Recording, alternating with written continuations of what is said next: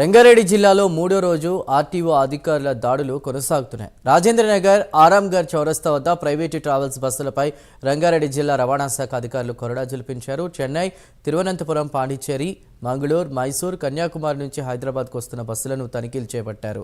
నిబంధనలు పాటించని 11 బస్సులపై కేసు నమోదు చేశారు. మరింత సమాచారాన్ని మా ప్రతినిధి కుమార్ అందిస్తారు. Kumar, thank you Chandu. ఇప్పటికే హైదరాబాద్ లోనే ఆర్టీఏ అధికారులు వరుసగా దాడులు అయితే నిర్వహిస్తున్నారు.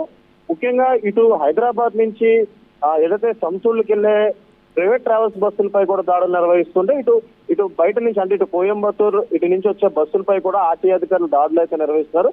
ఇప్పటికే రంగారెడ్డి జిల్లా అరంగడ్ దగ్గర అయితే సుమారు 11 బస్సుల్ని ఇప్పటికే ఆర్టీఏ అధికారులు కూడా సీజ్ చేయడం జరిగింది.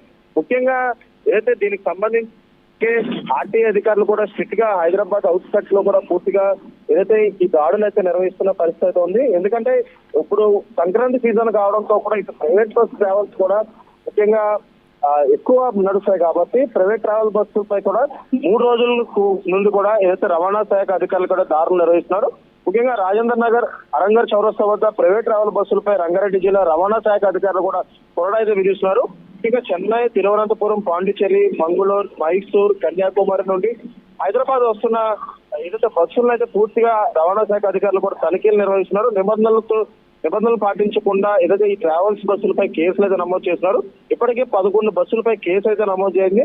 ముఖ్యంగా ఆరెంజ్ బస్సును అయితే రవాణా శాఖ అధికారులు సీజ్ కూడా చేశారు.